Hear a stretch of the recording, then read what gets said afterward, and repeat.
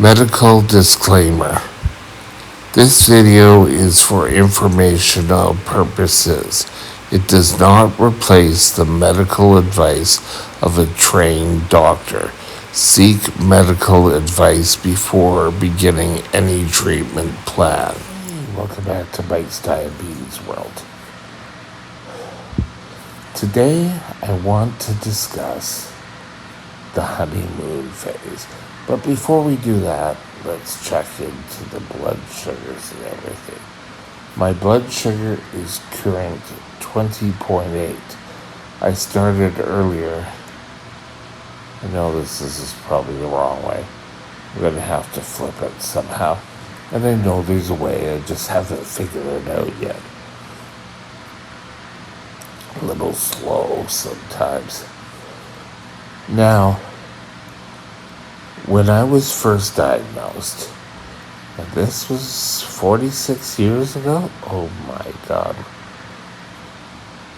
47 this October, I was put on a dose, and I went home, and that dose worked for probably about 2 to 3 months. And I had to go back to the doctor, just sort of follow-ups. And it found that my blood sugar didn't match with the insulin. So they said, we'll cut back insulin. Come back and see me in a month. Went back and saw him in a month. Oh, still too little. And then they clicked in that I was in what's called the honeymoon phase. The honeymoon phase is when your pancreas gives off its last shot and still produces insulin. Now, personally, I don't know if the T cells which brought on my diabetes still attack the remaining insulin, and that's why it doesn't last long. When I first heard the honeymoon phase, I thought, oh great, this means I won't have diabetes for too much longer, I'll be cured. But no, it's just sort of your pancreas saying, okay, here, it's never enough insulin to carry you. No type 1 diabetic stops taking insulin. It doesn't happen. It may cut back how much insulin you need, but it won't diminish the effects completely. But I left the doctors thinking, oh well, I'll just keep doing this and I'll just keep improving and everything will go well. Well, by the spring of the next year, I was definitely out of the honeymoon phase. I required more and more insulin, to the point where I had to start 2 shots a day.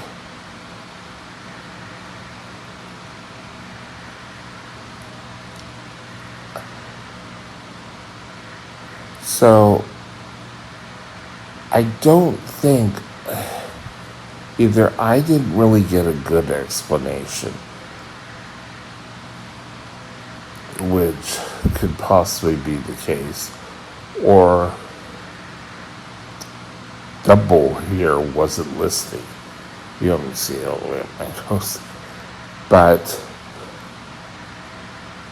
a honeymoon phase usually comes on fairly quickly. And it's sort of like your body recognizes other insulin there So whatever cells are left in your islets of Langerhans start producing the insulin again. And like I said before, it's not a great quantity. You're not going to be able to go off and continue your life and not have to worry about blood tests or taking a look at your CGM or have to utilize your insulin pumps.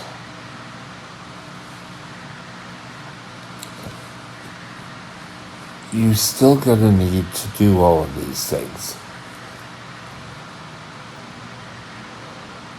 Because I thought the first great thing was for myself that I would no longer have to do urine tests. Because when the doctor told me, oh, well, you're in the honeymoon phase, I thought, awesome. Awesome. No more urine tests. And he said, no, we still need you to do urine tests. Well, what benefits does this have? And he said, well, you will have to take lesser insulin for a bit. But eventually that insulin will also stop. And almost exactly. I haven't had too much of my body following the textbooks of being a T1D, but that one certainly did.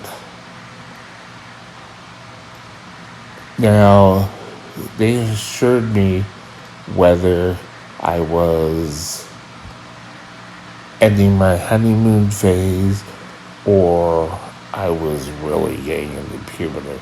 I was 14, 15. You're on your growth spurts. And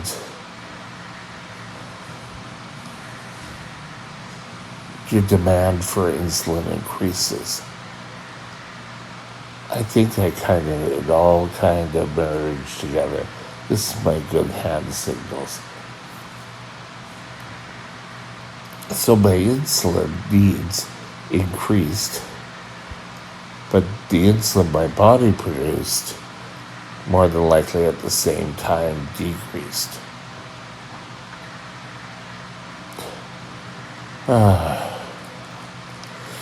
No one said this diabetes was going to be easy.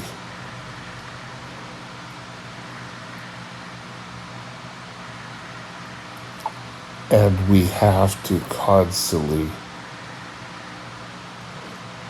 work on keeping your blood sugars in a stable mode. Too high, too low aren't that great. And one of the sayings that stuck with me when I started off being a diabetic is a little does a lot. A lot does very little.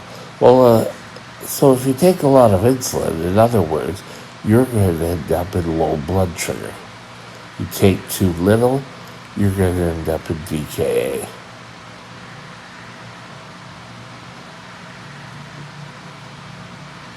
So you're never really going to win.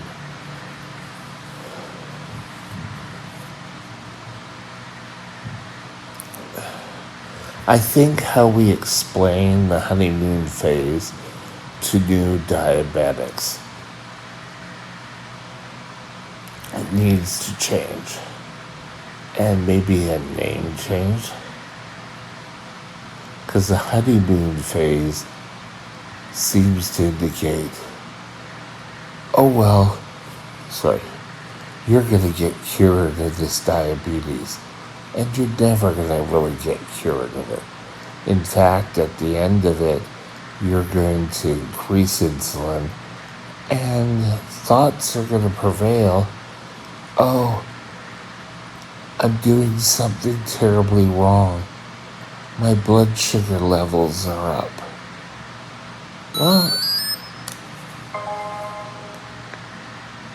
19.5 are coming down.